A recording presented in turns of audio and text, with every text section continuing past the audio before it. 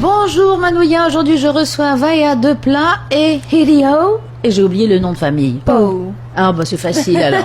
Alors vous venez présenter une exposition qui a lieu à la bibliothèque de l'université. Alors faut m'en dire un peu plus parce que je sais pas si j'ai vraiment lu le dossier de presse, quelle vilaine.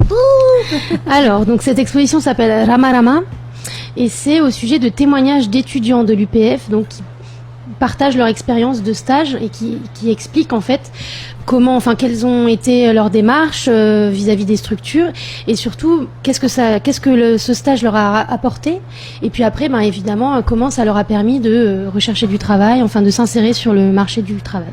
Mais parce que ce sont des stages qui ont lieu première année, deuxième année. Il y a un petit peu de tout, on voulait que les profils soient assez variés. Donc c'est à la fois des stages obligatoires ou parfois des stages non obligatoires que les étudiants ont décidé d'effectuer par eux-mêmes sans que ce soit inscrit dans les maquettes ou dans les cursus.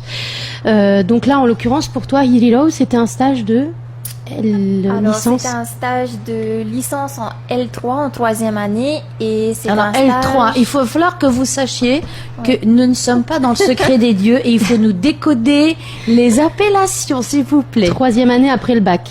C'est ça. Et L3 c'est quoi? C'est sa troisième année de licence. Troisième année de licence. Oui mais licence de quoi?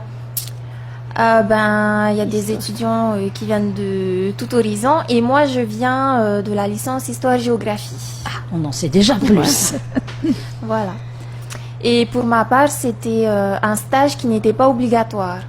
Donc c'est un stage que j'ai choisi de faire par moi-même. En plus de ton cursus du coup.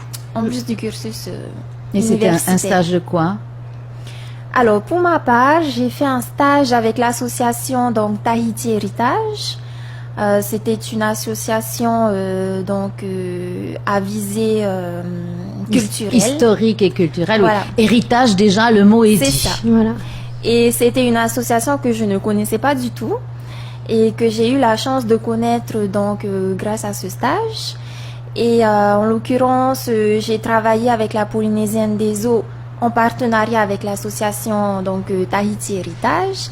Et nous avons organisé donc une journée récréative pour le personnel de l'entreprise.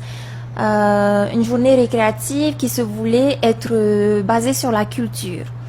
Et étant donné que c'était une entreprise qui travaillait donc dans le domaine de l'eau, nous avons décidé de centrer cette journée récréative sur le thème de l'eau dans la culture polynésienne.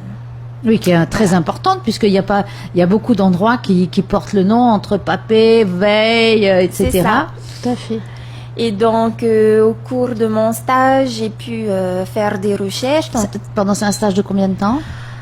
Alors, à la base, ça devait être un stage de 2 semaines, mais je m'y suis tellement plu que j'ai presque pris un mois et un peu plus de temps. Voilà. Et puis tu continues à collaborer avec eux. C'est ça. Maintenant tu es en master et le contact avec Tahiti Héritage s'est tellement bien passé, ils ont été contents de ce qu'elle a pu proposer, donc ils continuent. Donc c'est aussi ça l'exposition, le but de l'exposition, c'est de montrer comment finalement un étudiant parallèlement à ses études arrive à se confronter au marché de l'emploi, savoir se présenter vis-à-vis d'une entreprise ou d'une association. Déjà, c'est pas du tout les mêmes démarches. Et puis réussir à créer une relation de confiance, quelque chose qui peut aussi perdurer dans le temps et être valorisé sur un CV en plus, je veux dire, de la simple formation de l'UPF. Ouais, parce que là, tu travaillais bénévolement. C'est ça, oui. Comme un stage bénévole, je n'étais pas rémunérée. Voilà. Et en fait, ce qu'on n'a pas dit, c'est grâce à Hiriro et à donc l'exposition cette journée récréative autour de l'eau dans la culture polynésienne est devenue une exposition que nous avons présentée à la BU l'année dernière, qui a donné lieu à une conférence avec des spécialistes sur l'eau dans la culture polynésienne et qui a donné lieu naissance à cette exposition puisque on voulait valoriser le fait que Hiriro avait proposer une exposition, qu'elle était venue la présenter dans les murs de la BU et se dire comment on peut valoriser son parcours et montrer aux autres étudiants ce que à partir d'une expérience de stage, comment on peut valoriser et s'aimer des graines et devenir professionnel dans un secteur, notamment dans le secteur culturel, qui est quand même un secteur où on voit assez peu comment on peut être employable. Alors je veux dire, maintenant il y a des associations comme le centre culturel de Papara Harry qui va créer très certainement un label ambassadeur culturel. Je veux dire, voilà, tous ces métiers-là, on les connaît encore assez peu, ça va se développer. En fait, oui, il y a beaucoup de métiers qui se découvrent, qu'on invente. Voilà. Donc, tu es en train d'inventer un nouveau métier, finalement. On espère. Voilà. Et voilà, il y a d'autres étudiants, d'autres témoignages que vous pourrez découvrir à la BU et au COSIP, puisque l'exposition se retrouve dans les deux endroits. Le COSIP, c'est le Centre d'orientation des stages et de l'insertion professionnelle, qui est un autre service de l'UPF. Mais qui est toujours à l'université. Voilà, c'est ça. Et donc, un autre témoignage d'étudiant montre que son stage s'est tellement bien passé qu'il a été embauché après dans sa boîte. Donc voilà, on essaye de présenter des parcours diversifiés. Ce semestre, on présente 6 portraits dont fait partie Hilly Lau, c'est pour ça qu'elle nous accompagne aujourd'hui.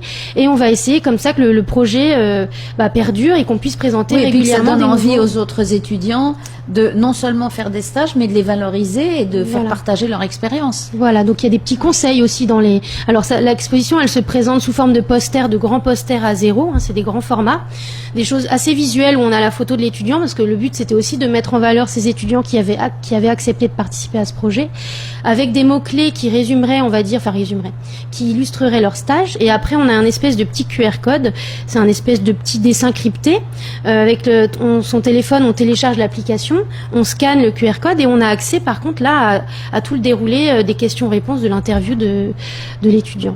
Donc c'est pour inspirer les élèves, les étudiants, je veux dire, et leur donner envie d'aller creuser. Tiens, je suis dans droit. Tiens, ce secteur-là, dans stage, ça pourrait être intéressant. Oui, parce que rien ne te prédestinait à aller voir Tahiti Héritage. C'est ça, non, pas du tout. Et alors, c'est en faisant plouf, plouf, plouf, ça sera toi qui... Alors, non, pas du tout. J'ai déposé des demandes de stage dans des organismes connus, assez connus ici. Et l'association Tahiti Héritage, je suis tombée tout à fait par hasard dessus en lisant un article dans le Tahiti Info. C'était un article donc de l'association qui avait publié une légende de l'île natale de mes parents. Et c'était Takaroa.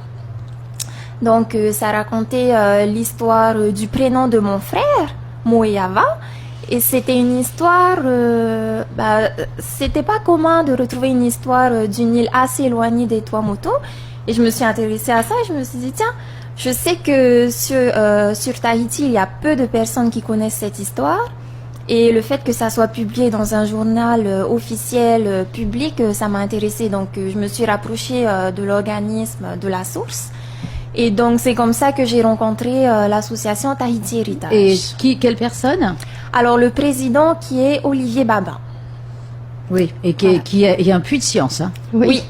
Ah oui, et beaucoup. Qui fait beaucoup pour on va dire la vulgarisation, et puis la démocratisation du patrimoine. Donc c'est apporter au plus grand public des connaissances sur les légendes, sur les lieux qu'on voit tous les jours sans savoir la légende, le nom, toutes ces choses-là. Et le témoignage de Hilly Lau est intéressant parce que finalement ce que cette exposition essaye de montrer, c'est qu'il faut avoir de la curiosité. Parce que c'est justement, là, en l'occurrence, on va dire un hasard, mais pas vraiment, parce que ça veut dire qu'elle lit Tahiti Info, qu'elle prend une information et qu'elle a la curiosité d'aller chercher derrière qui est derrière, d'aller voir le site de Tahiti Héritage. Et c'est aussi ça, c'est la démarche scientifique d'un bon étudiant. Voilà. Donc concrètement, on se donne rendez-vous quand? Alors ça a été inauguré hier, puisque hier et aujourd'hui à l'université c'était les journées d'orientation post-bac, donc qui s'adressent aux lycéens. Donc il y a plein de stands où ils peuvent venir réfléchir à ce sur quoi ce qu'ils vont étudier par la suite. Donc on voulait vraiment que cette exposition s'adresse aux étudiants dans des choix de réorientation, de stage, mais aussi à de futurs étudiants pour réfléchir à leur grand public. On peut aller faire un petit tour. Donc c'est du 21 janvier, donc ça a commencé hier et donc ce sera pour 4 semaines jusqu'au 16 février. Et l'idée aussi intéressante, c'est pour aller au-delà, des structures comme la DG2E, le CIO, tout ce qui touche à l'éducation, même des structures, des établissements scolaires pourraient tout à fait nous solliciter pour réutiliser ces posters-là. Une expo qui fasse un petit peu le tour, itinérant. Exactement. Bon, voilà. Écoute, on va suivre ça de très près. Super, tant mieux. Merci Vaya, merci. Merci, à bientôt.